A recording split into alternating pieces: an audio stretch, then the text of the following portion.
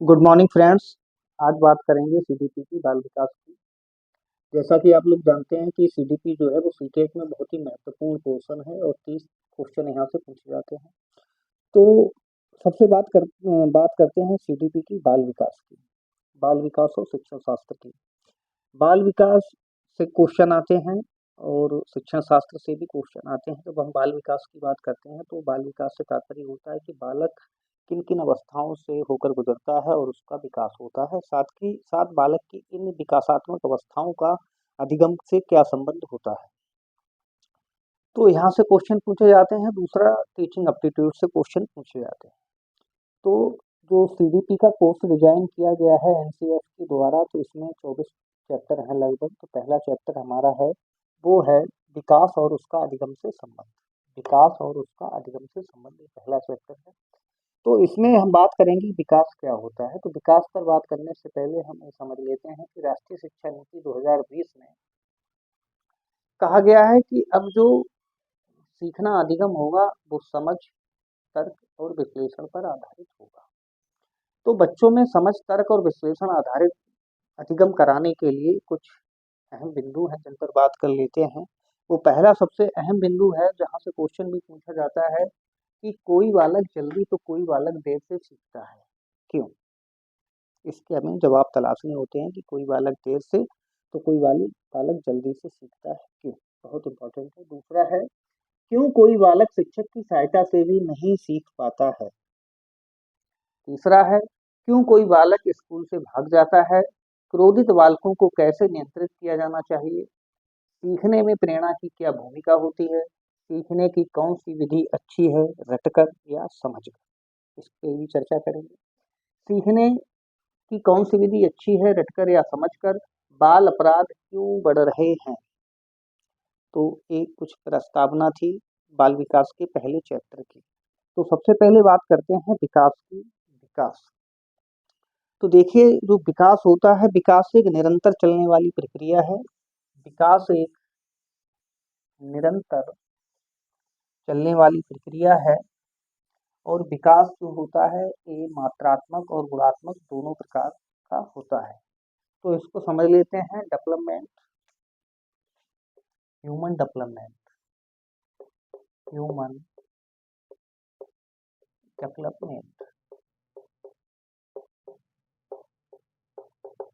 तो human development जो होता है विकास, तो विकास जो है निरंतर चलने वाली प्रक्रिया है। ये हमें ध्यान में रखना है, एक क्वेश्चन आपका यहाँ से आता है। दूसरा, विकास गुणात्मक और मात्रात्मक मात्रात्मक दोनों प्रकार का होता है, दोनों प्रकार का होता है। तीसरा है विकास में इंडिविजुअल इंडिविजुअल डिफरेंसेस पाए जाते हैं। अगला है विकास हर अवस्था में एक समान गति से नहीं होता है, गति से नहीं होता है। वृद्धि और विकास में अंतर होता है। वृद्धि और विकास में अंतर होता है। तो ये विकास की अवधारणा है, इसको एक बार फिर डिस्कस कर लेते हैं। ह्यूमन डेवलपमेंट है, स्टेजेस पर भी बात करेंगे। सबसे पहले है विकास निरंतर चलने वाली प्रक्रिया है। इसका तात्पर्य होता है कि विकास जो है गर्भावस्था से शुरू हो जाता है और जीवन की अंतिम सांस तक चलता रहता है। दूसरा, विकास में मात्रात्मक और गुणात्मक परिवर्तन दोनों शामिल होते हैं। मात्रात्मक परिवर्तनों से तात्पर्य होता है बालक की ऊंचाई और भार में वृद्धि होना। वहीं गुणात्मक परिवर्तनों से तात्पर्य होता है कि बालक की अवस्था जैसे जैसे बढ़ती जाती है और वो अपना संवेगात्मक नियंत्रण करने लगता है। तो संवेगात्मक नियंत्रण बच्चा जो करने लगता है वो गुणात्मक परिवर्तन है, और बच्चे की ऊंचाई और भार में वृद्धि होना जो है वो बच्चे के मात्रात्मक परिवर्तन होते हैं। साथ ही साथ एक शब्द और यूज होता है परिपक्वता का, इसको भी समझ लेते हैं। परिपक्वता,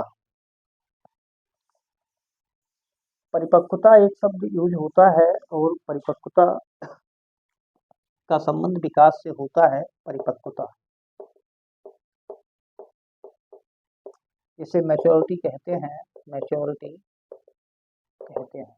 तो जो परिपक्वता होती है, परिपक्वता का तात्पर्य होता है बच्चे की जो आंतरिक विकास हो रहा है, और आंतरिक जो आंतरिक जो विकास है ये बच्चे के वंशानुक्रम से रिलेट करता है। अर्थात प्रत्येक बच्चा जो है अपनी वंशानुक्रम की पोटेंशियल के अनुसार विकसित होता है। और हमें ये भी ध्यान में रखना है कि इस परिपक्वता को, इस मैच्योरिटी को जो वंशानुक्रम से रिलेट करती है, कोरिलेट करती है, इसको किसी प्रशिक्षण के द्वारा इसमें परिवर्तन नहीं किया जा सकता है। तो दूसरे शब्दों में हम कह सकते हैं कि जो मैच्योरिटी है ये बच्चे की आंतरिक विकास की स्थिति से इसका तात्पर्य होता है। दूसरा, मैच्योरिटी को वंशानुक्रम प्रभावित करता है, और इसको किसी प्रकार की कोई ट्रेनिंग या प्रशिक्षण इसको प्रभावित नहीं कर सकता है। तो ये परिपक्वता है।